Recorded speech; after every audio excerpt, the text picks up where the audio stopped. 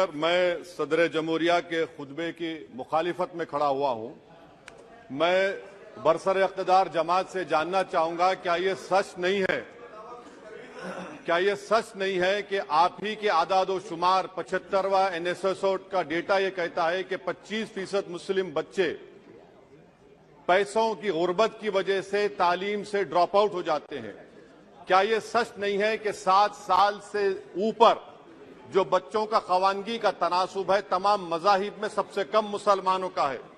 क्या यह सच नहीं है कि ग्रॉस अटेंडेंस रेशियो तमाम मज़ाहिब का सबसे कम मुसलमानों का है?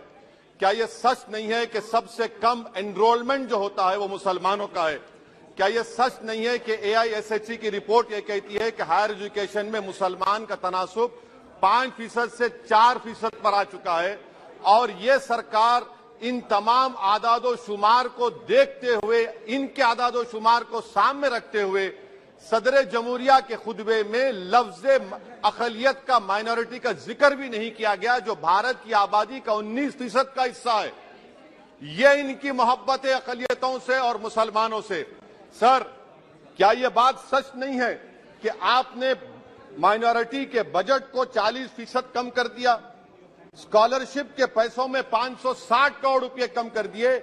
ये आपकी मोहब्बत है जो नफरत की निशानी बनती है। नरेंद्र मोदी की सरकार ये नहीं चाहती कि अक़लियत और मुसलमानों के बच्चे तालीम याफ्ता होकर इस देश को मजबूत करें। वो उनको हमेशा गुर्बत और नाइंसाफी का शिकार बनाकर रखना चाहती है।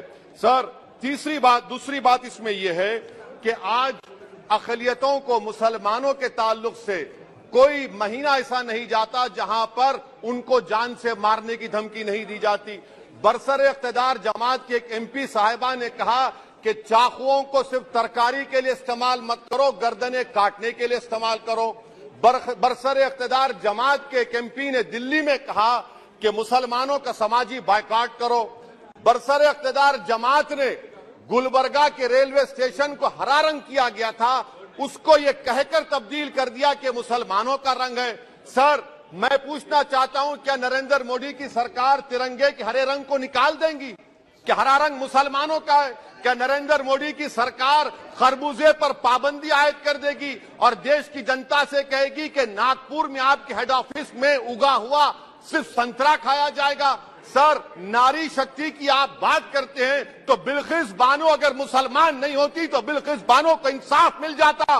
20 साल से बिल्किस बानो लड़ रही है मगर उसका नाम बिल्किस बानो है। आप इंसाफ नहीं करना चाहते बिल्किस बानो से। ये नारी शक्ति आपकी है। पसमानदा मुसलमान से आपकी मोहब्बत, दीजिए 1950 के प्रेसिडेंट ऑर्डर तरमीम करिए, दलित मुस्लिम का स्टेटस पसमानदा को दीजिए। आप नहीं देना चाहते। क्या मजहबी आजादी का उनको हक हासिल नहीं है? स्पीकर साहब, मैं मुसलमान हूं, मेरे बगैर ये मुल्क नामुकम्मल है। मैं इस मुल्क का यरगमाल नहीं हूं, मैं इस मुल्क का कैदी नहीं हूं। मैं पूरे सिटीजनशिप की राइट को चाहता हूं और अभी चाहता हूं। कब आप बिहार के सुरजापुरी और कुल्हिया बादरी को कौमी OBC स्टेटस देंगे?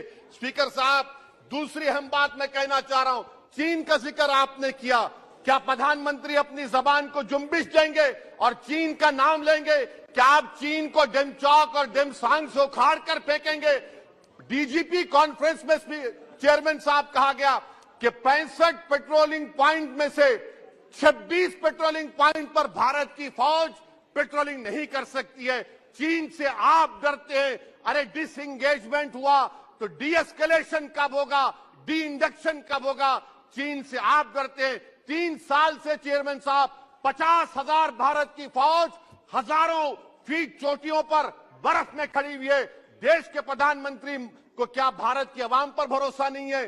भारत की फौज पर भरोसा नहीं है? अरे, चीन का नाम लीजिए वजीर आजम, डरिए मत चीन से। तीसरी पॉइंट सर, हमारे कानून के मंत्री चले गए। पैराग्राफ 79 और 82 में बेसिक स्ट्रक्चर पर, आईनी ओहदों पर बैठे हुए लोग बेसिक स्ट्रक्चर पर तनकीद करते हैं, लॉ मिनिस्टर कॉलेजियम पर तनकीद करते हैं। इस ऐवान में जब NJSE का बिल आया, मैं वाहिद MP था, अब याद होगा आपको, जो मैंने कहा था कि भारत के संविधान के खिलाफ होगा बेसिक स्ट्रक्चर के। इंदिरा गांधी से सबक हासिल करना चाहिए। इंदिरा गांधी कहती थी कि जुडिशियरी मेरी पाबंद होना। अब नरेंद्र मोदी कहते हैं कि जुडिशरी मेरी वफादार होना। इंदिरा गांधी ने 42nd अमेंडमेंट किया, देश की जनता ने इंदिरा गांधी को इख्तियार से बेदखल कर दिया। आप वही इंदिरा गांधी के इराक को ला रहे हैं। आप बताइए स्पीकर साहब, क्या ईसाई मानने वाले व्हाइट टेरर हैं? क्या ईसाई मजहब के लोग व्हाइट टेरर को फरोग देते हैं? आप बताइए। मैं यहां पर जजेस को तहफुज करने के लिए नहीं खड़ा हूं, मैं बेसिक स्ट्रक्चर की हिफाजत में बोल रहा हूं।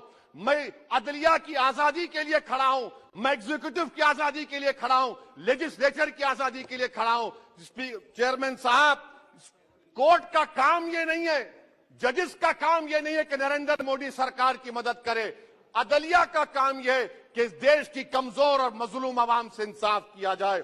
चौथा पॉइंट स्पीकर साहब, यहां पर एक बड़े सरमाएदार का जिक्र किया गया है। क्या यह बात सच नहीं कि कांग्रेस और बीजेपी ने ओलिगार्क्स को पैदा किया? आप दोनों ने मिलकर ओलिगार्क्स को पैदा किया। आज इसी वजह से 60% मुल्क की दौलत 1% जनता के पास है। आप दोनों ने बैठकर मलाई खाई और गरीब और नौजवान पिस रहा है। अरे बताओ, ये जो 28 लोगों की लिस्ट है जो देश का पैसा खाकर भाग चुके हैं या बैठे हुए, उसमें कोई मुगलों का नाम है क्या? कोई मुगलों का नाम नहीं है, मगर आप उस पर कुछ नहीं बोलेंगे। संडेसरास कंपनी है 15,000 करोड़ नाइजीरिया और केनिया की कोर्ट में जाकर कहती है कि हम हिंदू हैं, भारत को आएंगे तो प्रोसिक्यूशन होगा। आपने कोर्ट में कुछ नहीं कहा, वहां पर एसआईटी आपने बनाई। मगर शुक्र है, मैं लाइटर वेन में कह रहा हूं कि हाइडेनबर्ग अगर यहां होता तो यूएपीए लग जाता उस पर। और सर, मैं नरेंद्र मोदी सरकार को मशवरा दे रहा हूं लाइटर वेन में कि ये अंग्रेजी का अल्फाबेट ए बड़ा अशुभ है आपके लिए। AA को आपने कहा कि बेटा फाइटर एयरक्राफ्ट बनाओ, बैंकरप्ट हो गया। अब कैपिटल A को आपने 17 इंडस्ट्री दे दिए, हम पूरे विश्व में मार्केट कैप हमारा 5वें नंबर पर आ गया। सर, देश के प्रधानमंत्री से बताना चाह रहा हूं कि वजीर दाखिला का नाम भी ए से शुरू होता है। मैं खत्म कर रहा हूं। मैं चेयरमैन साहब, मैं सरकार से पूछना चाह रहा हूं कि क्या जनवरी 2024 और फरवरी में क्या ये सरकार थर्मो न्यूक्लियर ब्लास्ट करने जा रही है? कि आपने हमारे अतराफ में देख लिया कि उसके वाक़िब और नतायज क्या निकलने वाले हैं?